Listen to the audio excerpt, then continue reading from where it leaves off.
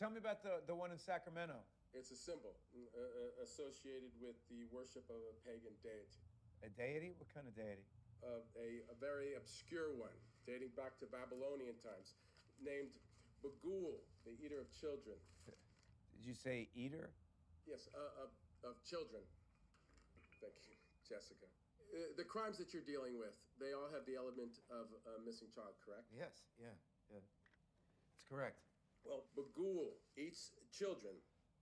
Now, the fragments of stories that have survived, they all revolve around him needing the souls of human children to survive. Now, each story involves a different way that he lures or tricks these children away from the physical world and traps them in his own netherworld, and he consumes their souls over time.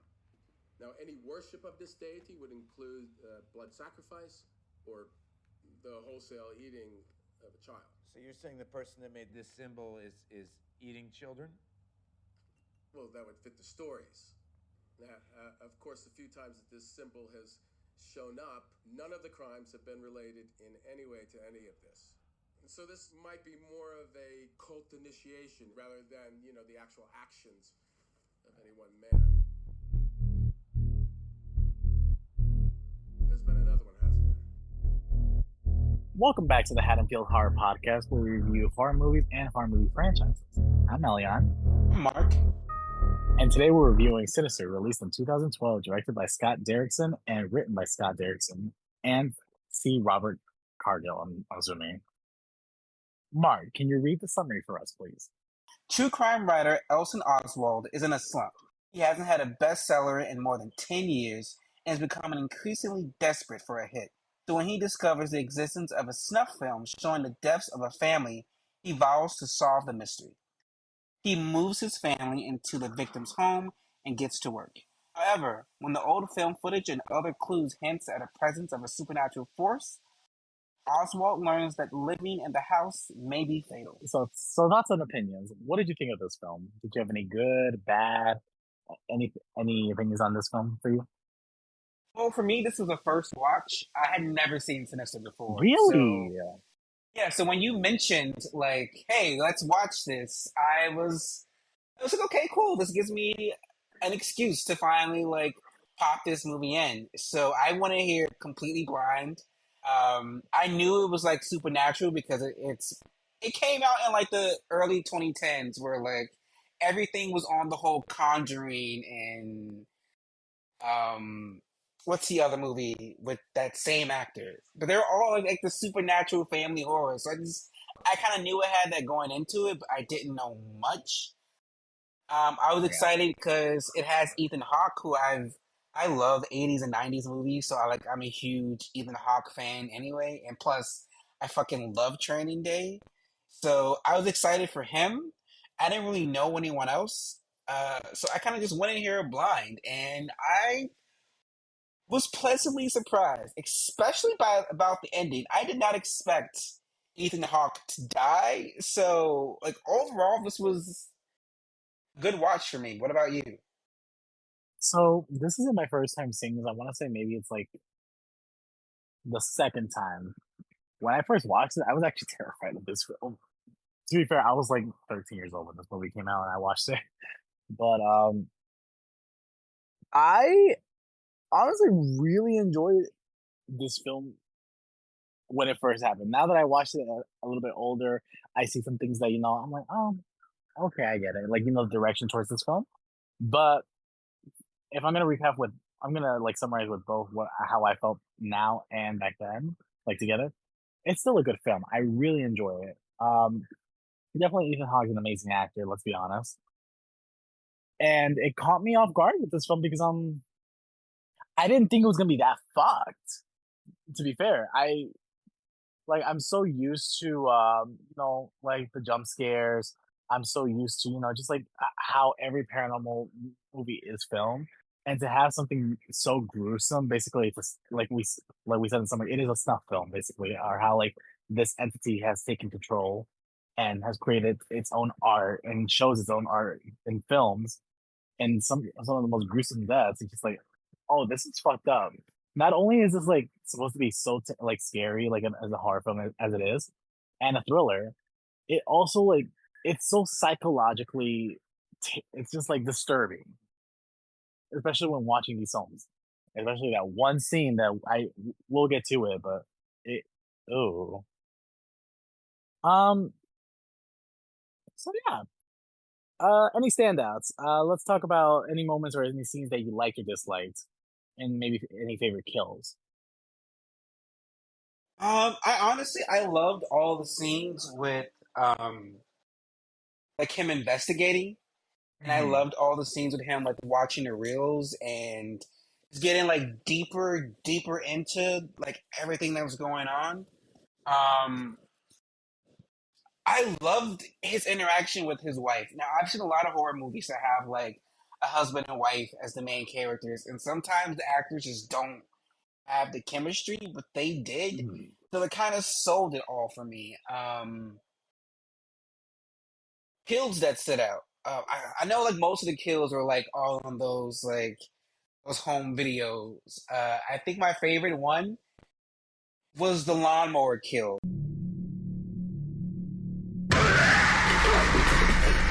Oh my god, that's the When one. when you just see the footage of Yeah, like the lawnmower going over her, it's like insane. especially with the roar part. Oh my god, that oh, Yes, it's so much. And then I have to say, the kill with them on like the tree. Just seeing that all of yeah, them like dangle on the tree was insane. But it and also takes me back to like a scene that stood out because when he's finally watching like all the extended endings of each film, and when mhm. you like see them hanging on a tree, and then you see the one kid like come down, and it's like, oh, she's alive. She did this. I was like, oh, okay, this is different. I want to say my favorite part is just like the opening. Like we just talked about, like how they're hanging. I wasn't going to expect like that's how the movie opens up. I was just like, it caught me off guard. Like I wasn't even expecting that at all. Um, because like to be fair, I've never when I first watched this film, I never watched the trailer. I just read the summary and I was like, okay, it's interesting. And for a movie to start up like that, I was just like, oh, we're ready for it. Okay, good. That lawnmower scene scared the shit out of me because you're like, if that tension. What I do like about this film is like, you know, there are moments where you hear the eerie sounds, but it's a quiet film, especially when they're watching the videos. It's quiet. That's what scares me the most. Uh, what else can I say? I think I just really loved this interaction, honestly. Like you said, with Ellison and his wife, there is a good chemistry. I wasn't expecting her to be British, so that was actually an interesting turn for me. I know it's a small detail, but it caught me off guard. Um, but what I really loved about this film is like it was like until like the ending of it, it was even until the ending, I will say, it really wasn't about like Bagul basically. Like he was just more of like on a side. It was more like what he was viewing. That's what scared me the most. Where like that's what I liked about this film as well. Is like it wasn't really like all about Bagul, Bagul, Bagul. It was actually more of like how do I say this to be fair? They didn't show him as much. I understand. That's what I really like. The ending though, that's one thing I I did liked how they dislike. kept him. I liked how they kept him mysterious. Then That's what it's I like. ruined by that end. It's ruined by the ending when he like pops out. And it just takes her They in. could have like, yeah. Because for me, like the first interaction with the sheriff, Mm, he's like, he was giving him the whole spiel. That wasn't my fault. Right. Your bad theory helped the killer go free. You ruined people's lives. Like, yeah, I enjoyed that because it was ambiguous and you didn't really know. Like they kind of alluded to like, okay, you did something that made like the police look bad. You caused a case to be overturned and someone got free. You didn't get all the details, but you got the gist of it, right. and that's the kind of things that I liked how subtle it was throughout the movie with everything, but then it just ruined that with the ending. And it's like, oh, you're not being subtle anymore. This was like of the best parts for this movie. This is also a little subtle detail. You know how they were hanged, right? You saw that the tree is still right there. Like the cutting part, it's still It there. I know is. it's still a subtle detail, but it's just like, oh wow, it's everything's in its place. Even like now that we started with like the beginning of that, and then we saw it's like, wait a minute. But I agree with you that that ending was not what I was expecting. Um, what I wish was Okay, more. I like the idea. It was like, okay, if you would have stayed there, you would have been okay technically. It's the Mhm. fact that you went once you moved. Now that sealed the deal of Yeah, you having to die. That was kind of like, okay, you left because you were being haunted, but leaving is what seals your fate. That was kind of a cool concept, and I love the whole like reveal of that. I did like Yeah. that, and how they were all connected. I was compiling all of the data that you've had me collecting, and once I started putting it together into a nice readable package, I saw the connection. It was obvious. What was it? The dates, the addresses. Each family that you had me look up had previously lived in the house where one of the earlier murders took place. Each family. All 5 of them. Yes, and But I want to know like the origin, like how it started. You know what I mean? Like we did get it with Mr. Jonas. Like he was revealing like people didn't want to talk about much of it because like what he was saying is like they were scared. Even Christian, like the old Christians, were thinking like people who talk about it, it's their way, it's his way of getting to you, which is basically how he does. Is like he shows his art in these films. That's his way of showing who he is. You know what I mean? I will say I was hoping more like that Bagul was more like a far away, like a distant character. I just didn't like the close ups or anything. I was hoping like personally, if it was up to me for that ending, she like leaves the house at night. You know how she's drawing. The door opens and you see Bagul in far like in a distance, and then she just walks towards him. Not that like picks up and just goes into the camera. You know what I mean? Like it would have been more. It would have been more Yeah, just her. that ending should have been different. Like if it was just her like being surrounded by the children, I would have been okay with that. I didn't need Bagul to actually just like Yeah, like I take her understand. into. There was no need for that. It was like unnecessary, and it made the film like you had this really good like it had such a great rising climax, and then the ending was just like, oh, what the fuck? Okay, because this all started literally as like an investigation, and then it became like a supernatural film, which obviously we're about to know. We already know that's gonna happen, but the way it was brought into it was not right. You know what I mean? At the end. Let's talk about characters that we liked and disliked. How about that? Good or bad? What did you think of Tracy? Um, for a horror movie wife, I think she was right. She was just like, I'm here to support you, but if this doesn't go the way you think it's going to go, then I'm leaving. And I wasn't mad at her. And I kind of felt bad because like her and Trevor were kind of just there, and then they get killed for just being like supportive family members. And I don't know, that kind of sucked. I was like, no. I was like, nah. Also, her being British was random. I know that's what I was saying. It was just like it caught me off guard. It caught me off Like, guard. I'm not saying you can't fall in love with someone from a different country, but it was still just like odd. I will say I like that even though she wasn't like a main character, you know what I mean? She did reveal how their relationship was in reality. Like she tries to paint a good family portrait for the kids, but when you see her behind the scenes with her husband, you realize she's psychologically not in the right place, especially since her husband is only thinking about himself, basically. And Mm-hmm. she shows like she's drained, she's tired, she's exhausted, she's stressed. But that just reveals how like they're not in a good place. They're not in a happy place. And then we talk about, and she brings up like, I don't know if she brings up her personally, but like their finances are not that good. And she reveals that too. She's like, But they're you know what? not in the right mindset. I want to give kudos to the whole family because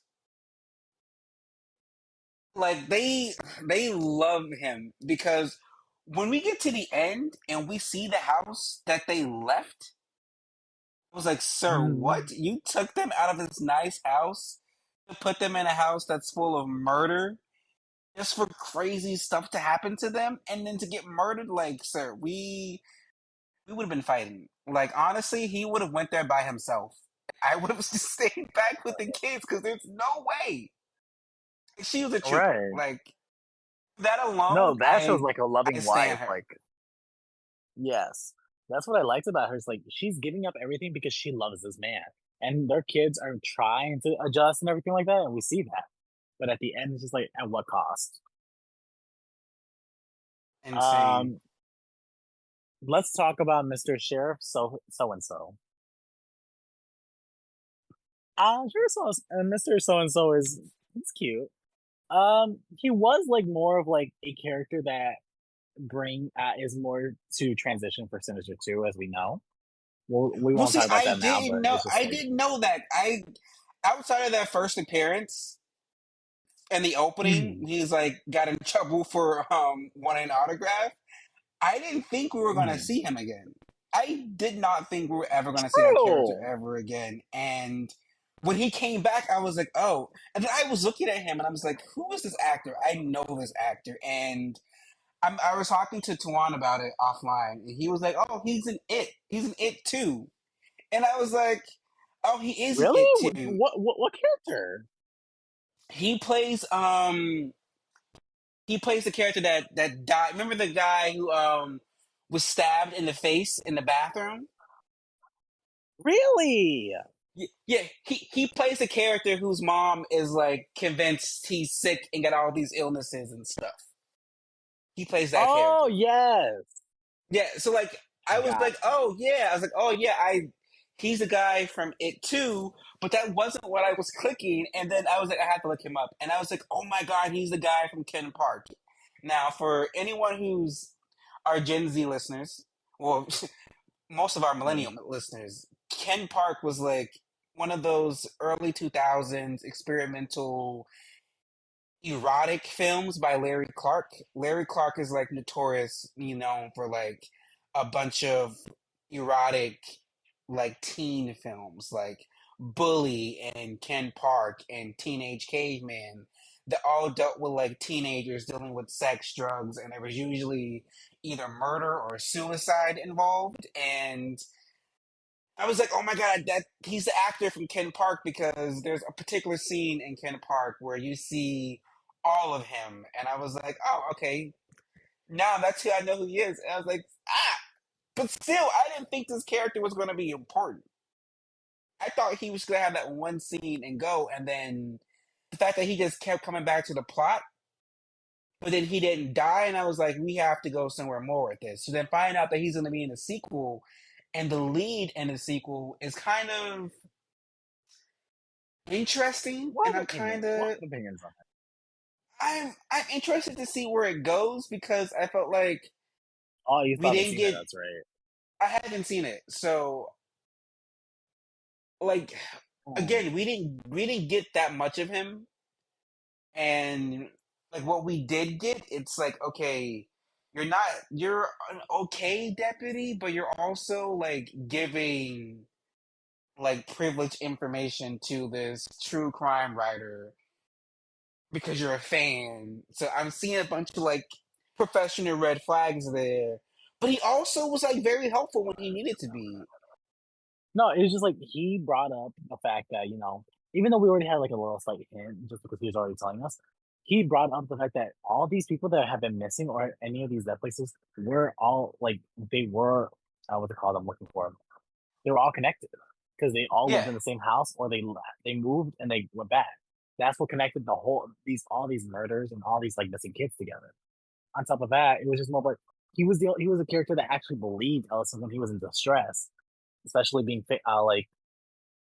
like especially what he's going through. He had no one that would believe him, to be fair, and he just knew that nobody was going to believe him for what he saw. Because think about it, he was also Ellison is literally talking about a true crime, and then now he's bringing the paranormal into this. So how would that would look on his on him personally? So to have a character that actually, you know, supported him, listened to him, it was a good supporting character, as well as like he connected some of the dots that we were missing, especially at the end. Mm-hmm. Yeah, like so I'm excited to see where it goes from here. Like where he goes in the sequel. Right. All right. Now let's talk about Mr. Ellison. I'm gonna be so honest about this man. This man was nothing but selfish. He did not care about anything but himself and his career and his image. Because there is a clip where he looks back at his old cassette tapes where he talks about saying, "Is this for the fame or is this because you want the truth to come out or for justice?" And he says justice. But the more you look at from then and now, he is literally talking about his finances being broke or he's losing everything, and he wants to have another hit. And he is so desperate for more money and fame that he has put his family in danger and even put them in the house that this murder was in. That's the insane part. You moved your family into a house where a family was killed in, and you didn't even have the decency to tell them. I hate when horror movie family. I hate horror movie fathers who do that because it's like that's insane. And I one day we're gonna have a whole episode talking about like the worst horror movie dads because he's one of them. Oh, 100%. What did you think, Mark? Tell me a little bit more. Well, you said everything. Like he was a bad father. He put his ambitions in front of his family. Um, at the end, he tried. See, at the end, I don't even think that he moved away to protect his family. I think he moved away for his own selfishness. Like he was being haunted. He was being traumatized. So that's why he left, not because his family was in danger.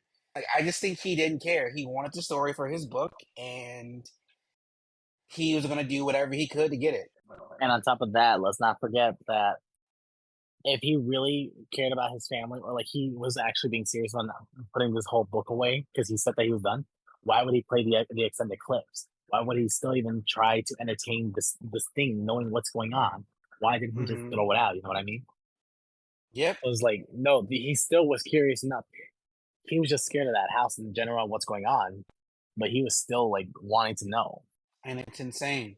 And whatever happened after that was I don't even know. It's I still felt just bad for the mother. I'm I sure. do. I feel bad for all of them because whatever happens is because of him. Like he did this. Let's talk about Ashley. What are your thoughts on that? From the very first scene with Ashley, I knew something was going to happen to Ashley. I thought that she was going to be the kid that like died and like was going to be the first victim of Bagul, or be like was going to pull some weird like poltergeist type shit. So like I knew something was going to happen to her. I didn't know that she was going to be the one that killed the family and then joined the Bagul gang. That wasn't on my bingo card, but I knew something was going to happen to her. So it was kind of telegraphed. They weren't being like they were being subtle everywhere else, but they weren't being subtle with her. And especially when they started showing like the other kids' drawings, it's like, oh, all these other kids drew the Bagul and the family's death, and then oh, he has a kid who draws on the walls. So of course, whatever happened to them is going to happen to her.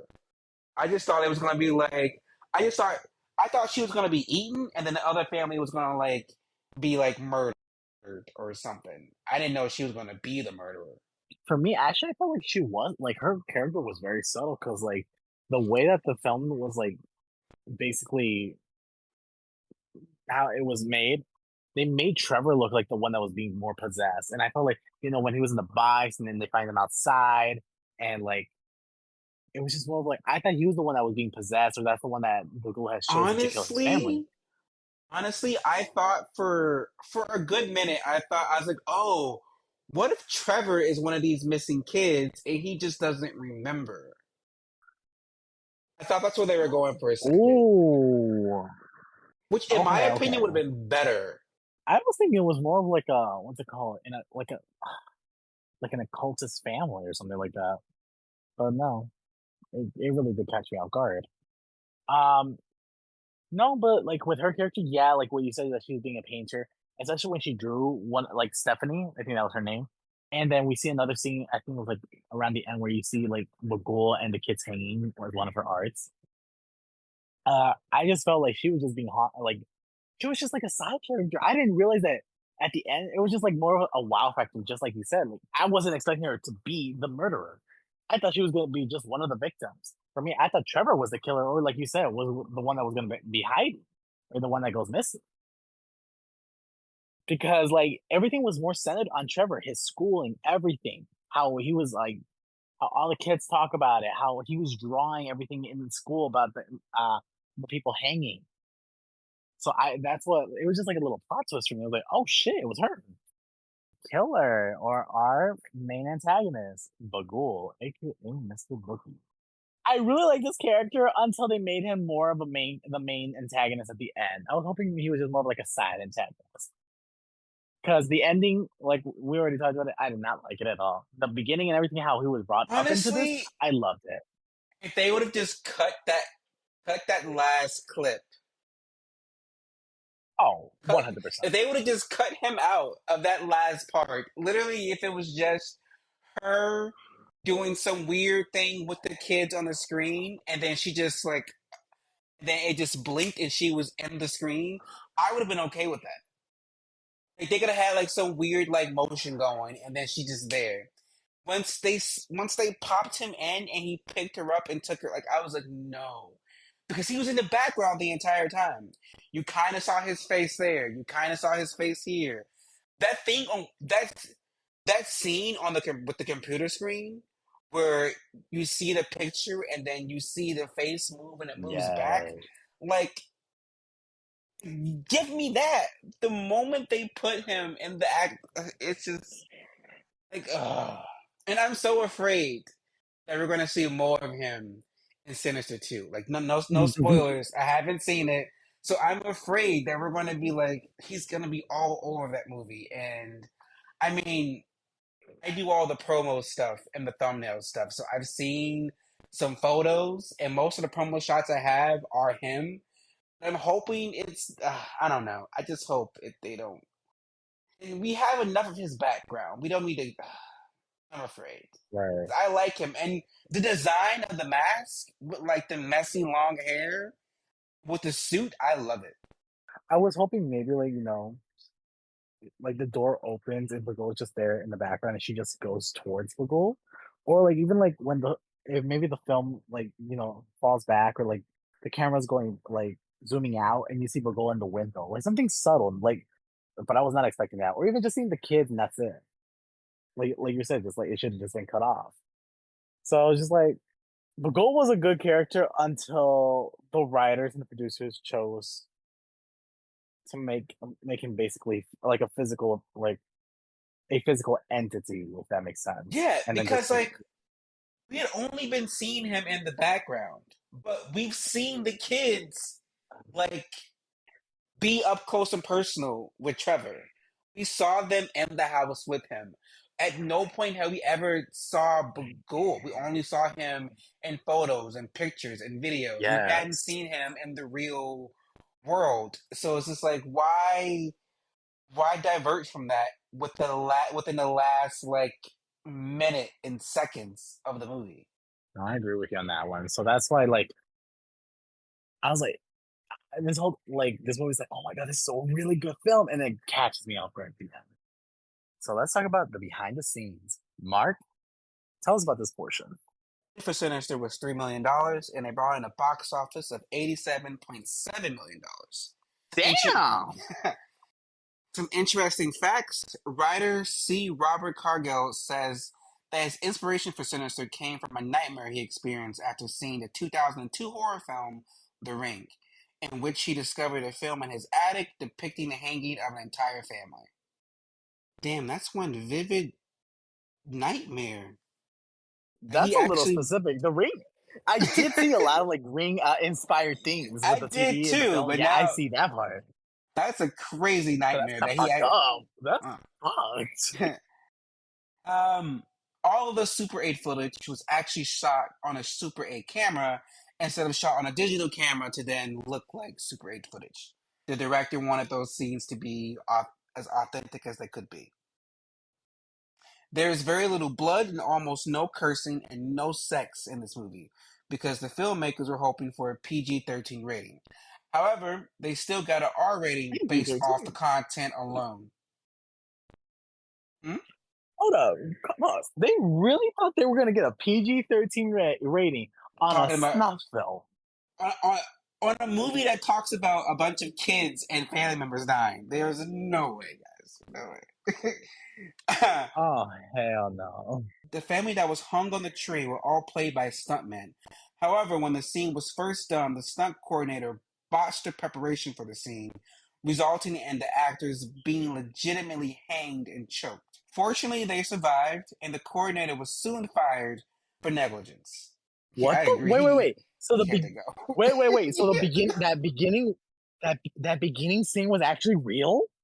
Yeah, they had actually like put the actors up there, but of course, like they do hanging scenes in TV shows and movies all the time. It's just like you have to like pad under their neck so they're not actually like being hung. Okay, but that's But fucked. Oh but my the god. but the stunt coordinator messed up and someone almost died, but they didn't die. But they Holy, fired that guy as they should. they must have And been heavily compensated. Holy shit. And our last interesting fact is the film's final jump scene after the film's final jump scare after panning away from the box of the film reels was not in the director's was not the director's original idea, but a studio mandate changed by Jason Blum, who insisted the film ends with one final jump scare. Critics' reactions: this movie currently has a 63% on Rotten Tomatoes. Variety praised this film as a sort of a tale of. Wait, Variety praised the film as the sort of tale that would paralyze. Okay. Variety praised this film, saying that it's the sort of tale that will paralyze kids and their psyches. Roger Ebert gave it a 3 out of 4 stars, criticizing a few obvious horror tropes, but praising Ethan Hawke's performance and calling it an undeniably scary movie. And lastly, the Daily Record rated the film 4 out of 5 stars, saying this is how Hollywood horror movies should be done. Sinister covers all the bases. Alrighty. So, do we catch or pass this film? Mark? For me, it's a cash. This is actually a good movie. I was surprised. I didn't know what I was getting into. I went in completely blind, um, and I was happily surprised. You know, this was a good movie. I wish I would have seen it in theaters. It was a great watch. I was never bored.